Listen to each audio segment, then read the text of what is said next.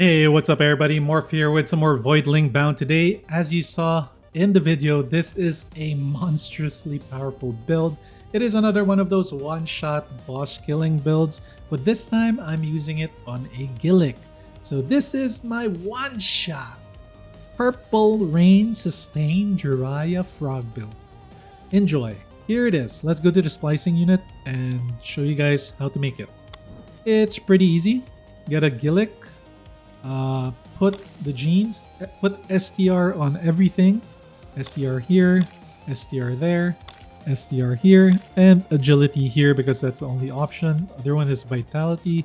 You don't really need it. You need more agility for more crit chance. Even though your crit chance gets cut in half, you still need more agi stats to make that crit bigger anyway, so that it's less small. Next, you want every element and skill to deal the same plasma. You don't want this. You put any of this, it's gonna make your build really weak. So focus on plasma. Plasma is the way to go. Let's go. So like I said, you're gonna want to run Seeker Burst. It's on plasma. It will home in on the enemies, so it's easier to hit them. You don't really need to aim, just shoot anywhere and it's gonna follow and hit the enemy that's near you. Plus, it gives you a chance to disintegrate, and that's an additional source of damage, although it's not going to be the main source of damage. The abilities are okay, they're not too important. Poisonous Crater, this is going to leave behind the disintegration pool, that's very big. This is a really nice one because it's a huge AoE, but unfortunately, there's nothing in the middle. But it's okay, it's fine. You have two charges, so you just jump twice and make a big AoE puddle for even more ticks and chance for disintegration. Next, you're gonna want to put plasma on it, of course. We already mentioned, because all the others are not gonna deal damage. Now for the perks, it's gonna be similar to my one-shot enemy build. You want Mark of the Storm. This is where the purple rain comes in, and this is also gonna be your source of hit marker for when you're near a boss and there's only one enemy in front of you. This is how you're gonna get that hit marker to show up. This applies a hit marker periodically to enemies that are within your range. So this is really nice to have. Make sure you get it. It partners really well with Exorcism because when you execute on a hit marker target, it will then apply a hit marker to another enemy. So it's kind of like a domino effect type thing. It will insta-kill the trash mobs. However, if the hit marker goes onto an elite or a boss, it will deal a huge burst of damage, and that burst of damage can crit, which is the main source of damage of this build. There's a crit damage burst build with high sustain because of the purple rain and the puddles that we make with our right click. Alright, and for our healing, source of healing is Vampiric. The Vampiric heal is not very strong, but it's not bad either. You can survive with this quite far.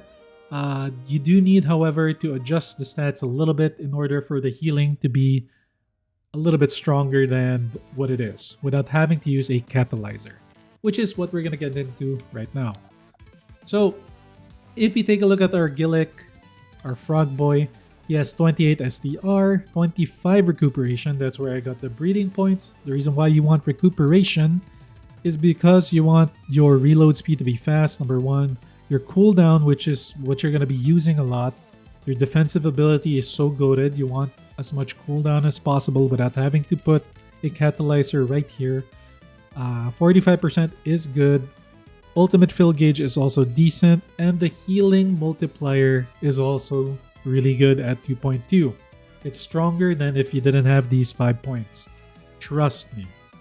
Next, you want that speed to be that fast because you need to get around the map really fast. You want your crit chance at 52% at least, so that 50% chance to deal 1000% critical damage is what you're after. Plus, you got that 140 attack power. How do you get that? You got Blunt Force right here. You get 150 critical damage at 608. That's insane. That's because we got a lot of base from our STR. That's why it reaches 600.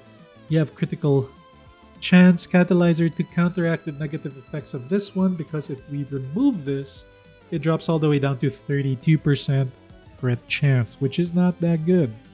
Next, a huge source of damage amplification is true neutral. That is why we run Plasma. If you're running Plasma, it's not strong against one element or the other. It's just effective against everything. So your elemental damage bonus is not too important for this build, especially when you're running Plasma. There is another way to make a neutral build, but that's for tomorrow. If you want to see that build, it's even crazier than this one. Make sure to subscribe and check out tomorrow's video. Alright, next, Reinforced Vitality. This one is a flex slot. You could actually change this to whatever you want, whatever you feel like. However, if you're more daring and you want less HP, just running 1,000, you could do it. Although I will tell you, you will get bursted down by that mob that dives down and then it pops back up. That one can deal about, when running this build, it cuts my HP all the way down to 200. So you kind of want a source of armor and health. So really put a defensive one right here. But it's up to you which one you want. You could go with more HP, which is fine. Or you could go with more armor, which is also good. Lastly, like I said, speed is important because you want to be able to clear the maps fast. I've played this game many times. I've gone through the Abyss so many times already. It's very monotonous, and if you're gonna be slow while doing it, it's even more painful. Even though you want that thrill of diving deep. Yeah. Clam diving. Alright, so yeah, that's the build. I'm gonna go show you guys a little bit of the enhancements that you could do if you don't have a Gilick yet, especially for those beginners that are starting out and they don't know what to get first. For your right click, get this one. Shielded Ascent is the most important thing right here. It gives you armor. You're gonna spam this a lot towards the late 100 depths in the Abyss. Next, the most important thing is the Counter Blast. This is your defensive ability. Press the button and you block something and you don't take any damage from it. Plus, you gain 1 stack of armor, 3 stacks of speed, and you become invulnerable for a short duration. So while you're waiting for the cooldown of this, you're kinda invulnerable, and then just hit this one right away. No, you are not permanently invulnerable the whole time, but you could make a build that is on cooldown everything and become a god mode and you'll never die, but you need damage, right? You can't like dive deep if you're just defensive, so just play better. Next, for your Splash and Bash, you're mostly just going to use this to execute the 3 modified elites because there are going to be some of those. They're kind of hard to kill. So when you get them 1/4, just hit your execute. That's it. For your primary, it's not the best. What do you call it? It's not the best Voidling when it comes to primary because it's very boring. But you will be spamming your left click like crazy because it's your source of damage too. And yeah, Empowered Blow is all you need mostly because it's gonna give you more projectiles. It's pretty good. Next, this is important. Blunder Streak. This is your barfing ultimate. This is what you're gonna need to be able to one-shot the later bosses. The early bosses, you can rely on the hit marker execute damage, which is big. But for later bosses, I'm talking about like 120, 130, you're gonna need the barf. The barf will... First of all, you have 25 stacks of it, and 25 projectiles, not stacks, that can crit. If all of them crits or a lot of them crits, plus your execute damage crits, you will be still able to one-shot the bosses at 100 plus that don't have modifiers on them. So yeah, the barf is really strong. This Gilick is broken. Alright guys, so what do you think of the build? That's it. Tomorrow, like I said, I will be sharing with you guys probably my strongest build ever. However, playing it is a little bit harder than playing the way I'm playing right now.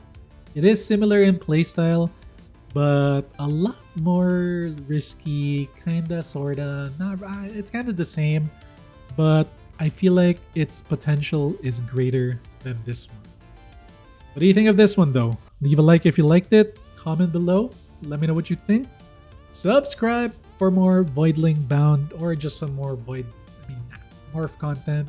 And I'll see you all on the next one. Peace!